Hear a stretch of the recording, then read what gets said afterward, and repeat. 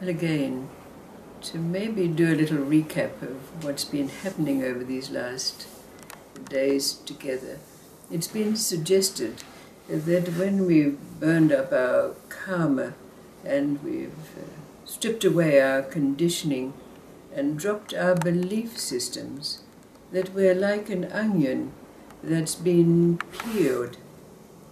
But that puts us on the horns of a dilemma, because what do we do with our mind when it no longer has a center to come back to? Like a bird, it no longer has a roost on which it can come to rest. Oh yes, we can say it comes back to the moments, but the moments are always filled with activity, the activity of perception, sensory perception. And that's not solid and unchanging.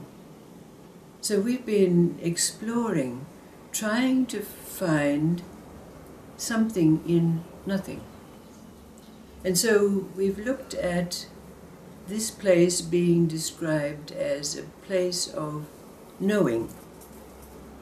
Now that seems solid and maybe permanent if we look at it in its purest form, but also knowing has an opposite, unknowing, and that puts us into another sphere, which could be a philosophical discussion.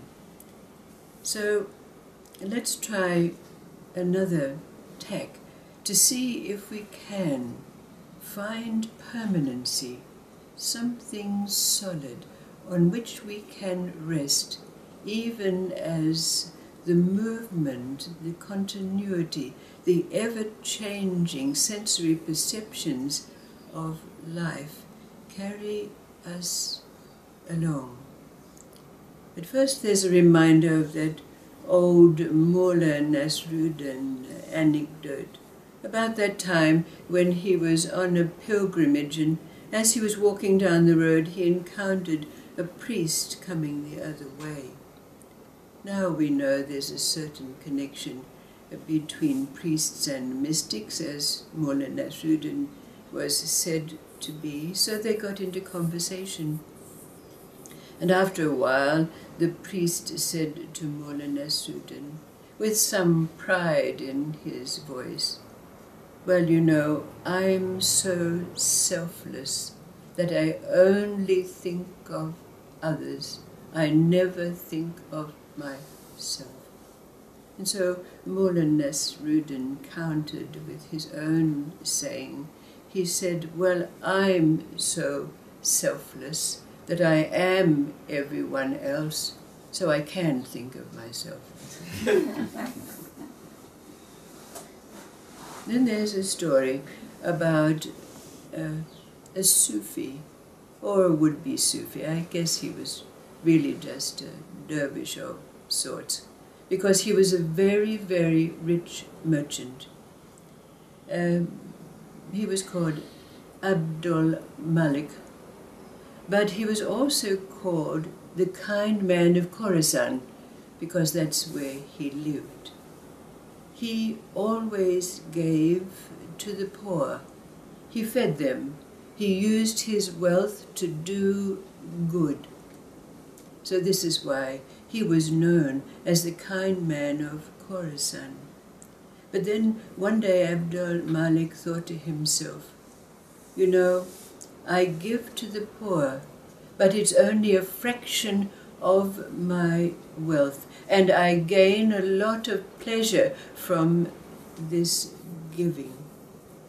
So there and then he decided that he was going to give up all of his wealth, everything. And this is exactly what he did, leaving himself in a place where he had to rely on destiny, fate, or kismet. But one day, when he was sitting in his hour of prayer, to his very great surprise, out of the floor in front of him arose an apparition, dressed in the robes of the dervish, the patchwork robes of a dervish. And this apparition said to Abd al-Malik, I am your real self, and because of your act to give up everything without any pride associated with that giving, I am able to appear before you. Now, beat me. And this Abd al-Malik did. And where the dervish had been standing, there was a pile of gold. Out of that place where the dervish had stood, and now the pile of gold appeared, a voice said, I will give every day, unstintingly and always, if you beat me as you have. Now Abd al-Malik again gave the gold that was there out to the needy, keeping only the bare necessity for himself. But then one day he had a friend, or an acquaintance you might say, visit him while this apparition appeared. Again Abd al-Malik beat the apparition, his real self, and the pile of gold appeared. He gave some to his visitor, but the visitor was so impressed, thinking to himself, oh, these dervishes have such power. So he thought to himself, he could utilize this if this was the case.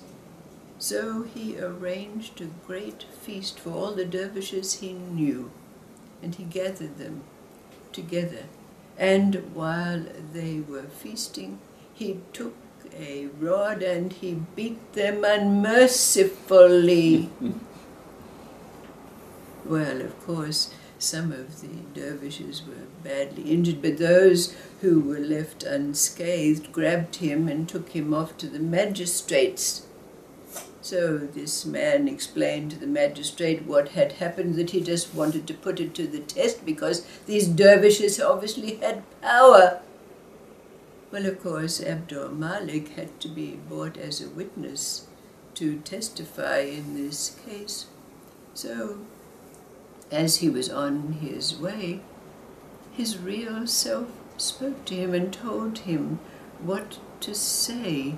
So when he came up before the magistrate, he explained to the magistrate, yes, I know this man, but his perceptions of what he witnessed was very different from the actual experience. So they hauled off the man to the insane asylum until he came to his senses. And the dervishes, as is the way with dervishes, had the ability to be able to heal themselves in a very rapid space of time. And that's another thing about dervishes that we could explore. But from that time on, Abd al-Malik every day beat his real self. Gold appeared, which he used to benefit all.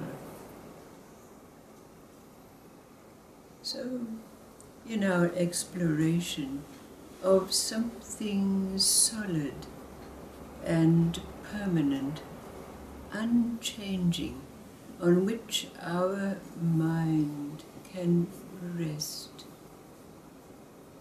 what does the real self of this story invoke for you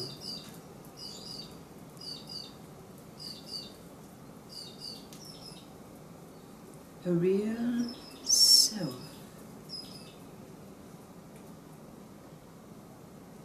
What does it mean in this story? Beating on this to have gold. What is the meaning of a real self for you? Is this something that we can know as being solid in the nothingness of our place where the onion's been, unchanging, permanent, a resting place? Is it possible to ever be permanently at rest as the ever-changing perceptions of the moments of life continue?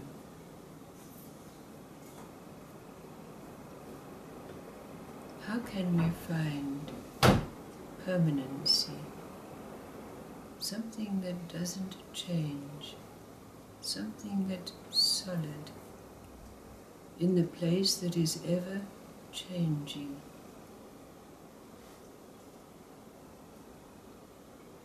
What is this real self?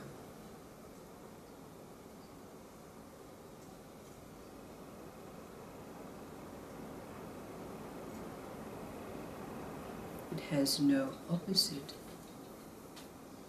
like knowing.